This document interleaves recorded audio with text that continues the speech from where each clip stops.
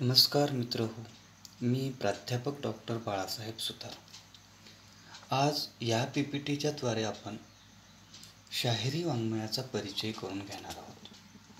गावाच्या जत्रेत, देवाच्या उत्सवात, शिवजयंतीच्या कार्यक्रमात, चित्रपटात, आकाशवाणीवरून व दूरदर्शनवरून तुम्ही अनेकदा पोवाडे लावण्या ऐकल्या किंवा पाहिल्या असतील. ते पाहताना तुमचे खूप मनोरंजन झाले असेल. त्याचवेळी पोवाडा व लावणी हे प्रकार नुसते ऐकायचे नसतात, तर ते पाहायचेही असतात हे तुमच्या लक्षात आले असेल. शाहिरी वाङ्मय हा प्रकार पोवाडा व लावणी हे दोन्हीही प्रकार एकत्र येऊन झालेला आहे.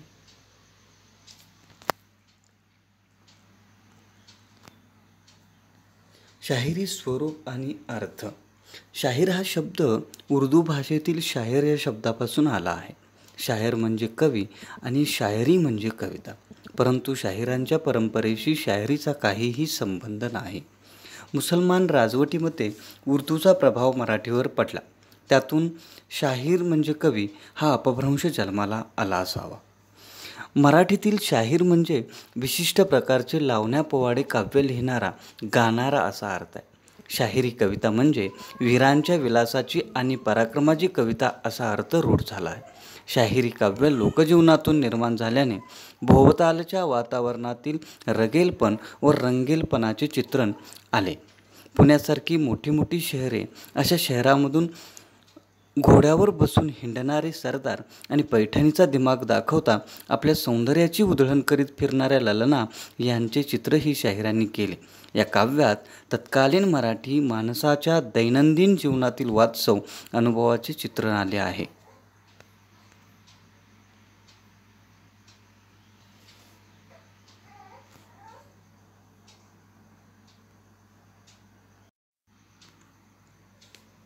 शाहिरी लोकमानसात पुरेपूर रमले.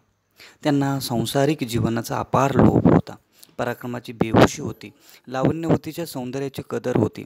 शाहिरी कवितेच्या मराठीपणास विपा दांडेकर म्हणतात. मराठ्यांचे मनगट, मराठ्यांचे मन, मराठ्यांच्या भावभावना, मराठ्यांचे आचारविचार, मराठ्यांचा पोशाख आणि मराठ्यांचा मानधनी मोठेपणा या सर्वांची प्रतिबिंबे लावण्यात व पोवाड्यात उत्तम प्रकारे पडले आहे. हे खरे मराठी काव्य. तर शाहिरी काव्य महाराष्ट्राच्या राजकीय व सामाजिक जीवनाचे प्रतिबिंब आहे असे मत म.ना. अधवंत यांनी व्यक्त केले आहे. मराठवाना जपणाऱ्या शाहिरी कवितेच्या प्रेरणा पुढीलप्रमाणे जाणवतात. आश्रयदात्यांचे गुणगान करणे. आपल्या अन्नदात्याचे, आश्रयदात्याचे, त्यांच्या पराक्रमाचे वर्णन करून संस्मरणीय प्रसंगांना पुनःप्रत्यय देणे हे भाटांचे कार्य शाहिरांनी पुढे पार पाडले. राष्ट्रीय भावनेला आवाहन करणे. रसिकांच्या राष्ट्रीय भावनेला आवाहन करणे हे शाहीर वाङ्मयाचे निर्मितीस्थान आपणास दुर्लक्षित करता येणार नाही. त्यांनी पोवाड्यातून वीरांच्या पराक्रमाच्या कथा गायल्या. वीरत्वाचे गुणगान, सौंदर्याची वाखाणणी. शूर मर्दाचा पोवाडा शूर मर्दाने ऐकावा ही जाणीव शाहिरांनी करून दिली. त्यासाठी त्यांनी वीरांच्या पराक्रमाच्या कथा गायल्या. तसेच लावण्यवतींच्या सौंदर्याची तोंड भरून स्तुती करण्याची आंतरिक उर्मी त्यांच्या मनात होती. त्यांच्या मनातील प्रेमाच्या उत्कट भावनाचे चित्रण केले. अर्थप्राप्ती, बक्षिसाची अपेक्षा. समूहासमोर लावण्या म्हणताना बिदागीची अपेक्षा शाहिरांच्या मनात होती. पोवाड्यांचे लेखन हे कुणाच्या तरी आज्ञेवरून झाले असल्याने त्यासाठी त्यांना गाव, वतन, इनाम, मोकासा अशी काहीतरी बक्षिसांची अपेक्षा त्यांनी मनी बाळगली होती. लोकरंजन करणे. पोवाड्याची निर्मिती ही राजकीय वातावरणातून तर लावण्यांची सामाजिक जीवनातून झाली आहे. प्रामुख्याने लावण्यांचे लेखन हे मनोरंजनासाठीच झाले आहे. आत्मप्रौढी मिरविणे. शाहिरांच्या स्पर्धा होते. सवाल जबाब यासारख्या भागामध्ये प्रतिस्पर्ध्याला हरविणे व आत्मप्रौढी मिळवणे हा नित्याचाच भाग होता. त्यामुळे अनेक कृतीतून त्यांनी आपल्या रचना सौंदर्याची प्रौढी मिळविली आहे. लोकजीवनात नवा रंग भरणे. मुलकगिरीत गुंतलेल्या, संसारात शिनलेल्या व विलासात आंबलेल्या मनाला परत ताजेतवाने करून त्यांच्या जीवनात नवा रंग भरण्याकरता किंबहुना त्या प्रेरणेतून शाहिरांनी लावण्या व पोवाड्या लिहिले. व्यवहार ज्ञान सांगणे. शाहिरांनी काही उपदेशपर फटकेही गायले. फटका हा काव्यप्रकार अनंतपंतीने लोकप्रिय केला. संसारिकांना मौलिक उपदेश देण्याचा हेतूने या फटक्यांची रचना केली आहे. पोवाड्यात वीररसाला प्राधान्य, तर लावणीत शृंगार हा रसराज आहे. शाहिरांची वाणी पराक्रमाची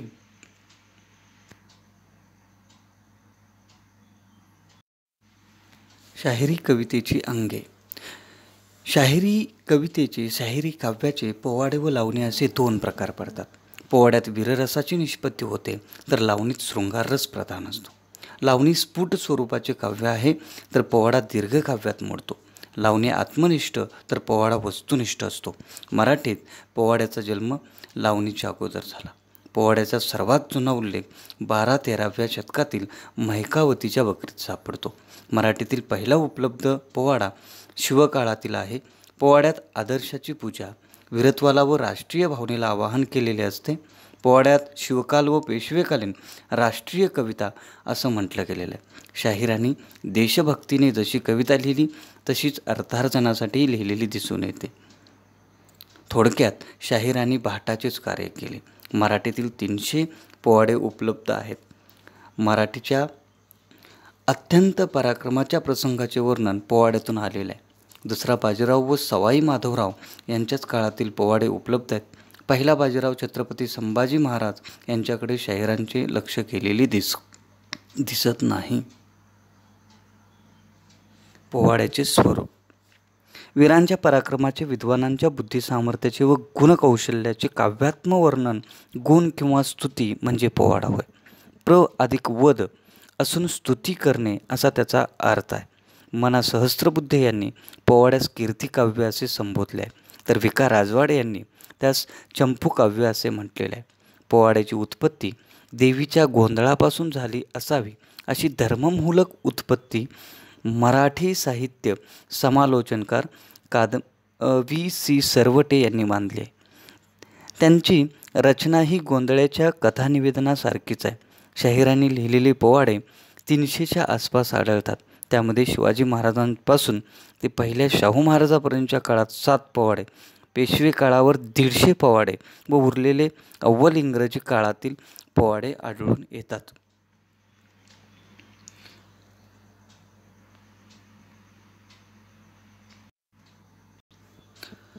पोवाडा स्वयंस्फूर्त नसून परप्रेरित आहे. कोणाच्या तरी सांगण्यावरून व आर्थिक लाभासाठी तो लिहिला जातो.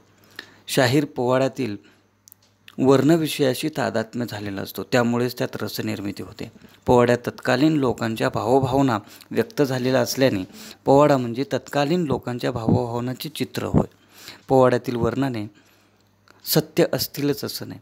त्यामध्ये अभिमान, अवास्तव स्तुती, निंदा, अतिशयोक्ती असते.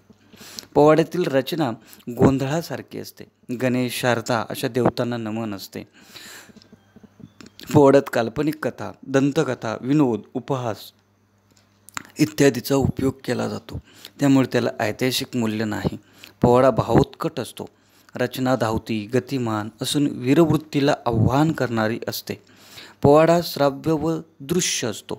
पोवाडा सांगताना हावभाव करावे लागतात. पोवाडा म्हणणारा एकटा असला तरी त्याला साथीदार घ्यावे लागतात. पोवाड्याला संगतीची साथ नको असते, परंतु डप आणि तुंतुणे यांचा वापर केला जातो. पोवाड्यात परिणाम साधण्यासाठी मधूनमधून गद्याचा वापर केला जातो. म्हणजेच पोवाड्याची रचना गद्यपद्य मिश्रित असते.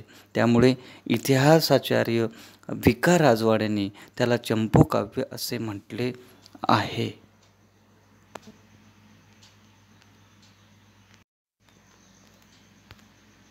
लावणी रूप आणि स्वरूप. लावणी हे शाहिरी कवितेचे दुसरे अंग आहे. शृंगार हा लावणीचा रसराज आहे. लावणी म्हणण्याचा ढंग नखरेबाज आहे. या लावणीचा जन्म पूर्व पेशवाईत झाला. पानिपतपासून ते स्वराज्याच्या नाशापर्यंत ती बहरू लागली. या काळात मराठ्यांचा अमाप वैभव मिळाले. नावालाही शत्रू उरला नाही. परिणामस्वरूपी जीवनात सुख विलासाला महत्त्व आले. त्यामुळेच शाहिरीला चांगले दिवस आले. तिचा लोकाश्रय व राजाश्रय मिळाला. लावणीची उत्पत्ती शोधण्याचा प्रयत्न अनेक साहित्य अभ्यासकांनी केला आहे. तो पुढील प्रमाणे. लावणी हे लोकगीत आहे.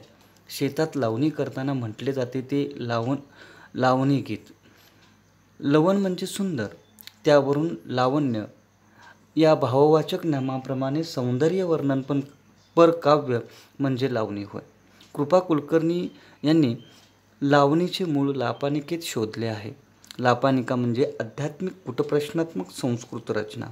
पादा गुणे यांनी आपल्या अपभ्रंश वाङ्मयावरील निबंधात लापानिक म्हणजे ग्रामीण गीत असा अर्थ दिला आहे.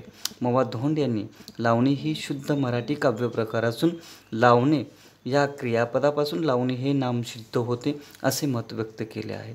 कोल्हटकर यांनी जी हृदयाला चटका लावते ती लावणी अशी संदिग्ध व्याख्या केली आहे. या सर्व उत्पत्तीचा विचार करू जाता सर्वसामान्य जनांच्या मनोरंजनाकरिता त्यांना रुचतील अशा लौकिक पौराणिक आध्यात्मिक विषयावर कडे व ढोलकी यांच्या तालावर विशिष्ट ढंगाने म्हटलेली खटकेबाज व सफाईदार पद्मावर्तनी भृगावर्तनी जाती रचना म्हणजे लावणी ही मवा धोंड यांची व्याख्या जास्त संयुक्तिक वाटते. लावणीचे विशेष पाहता लोकरंजन हाच लावणीचा प्रमुख उद्देश जाणवून येतो. आध्यात्मिक अंश, उत्कट शृंगार रचना व पौराणिक अशी तालबद्ध खटकेबाज रचना आहे तिची. 8 किंवा 6 मात्रांची रचना लावणीची असते. लावणीची रचना पाहता तिची रचना ही बांधेसूद आपल्याला दिसून येते. लावणीचे प्रकार उद्देशपर, वैराग्यपर, देवस्तुतीपर, स्थान महात्म्यपर, संत महात्म्य, व्यक्तिवर्णनपर, विनोदी, भेदिक अशा स्वरूपाचे लावणीचे प्रकार आपल्याला दिसून येतात. शाहिरी काव्याचे वेगळे पण पाहता प्राचीन मराठी कविता संतांची, पंडिताची आणि शाहिरांची कविता म्हणून सुपरिचित आहे. प्राचीन मराठी संतांची कविता ही अध्यात्मप्रधान होती. तिचे स्वरूप भक्तिपर, निवृत्तीपर असं होतं. त्यांनी लोकांना ईश्वर भक्ती शिकवली. समाजाला अध्यात्म आणि भक्ती, विवेक आणि वैराग्य सांगून लोकांना समाजाभिमुख बनवलं. पंडित कवींनी संस्कृत महाकाव्यांचा आदर्श डोळ्यासमोर ठेवून रचना केल्या. वृत्तांत अलंकारांना आणि रसपरिपोषाला महत्त्व दिले. त्यांनी पांडित्य प्रदर्शनाची हौस होती, त्यामुळे शब्द चढतेत त्यांचे काव्य अडकून पडले. शाहीर कविता याहून भिन्न आहे. शाहिरी काव्य हे महाराष्ट्राच्या राजकीय आणि सामाजिक जीवनाचं प्रतिबिंब आहे. संत आणि पंत कवितेपेक्षा ही कविता लोकांना भावली, आवडली, कारण ती समाजाभिमुख कविता होती.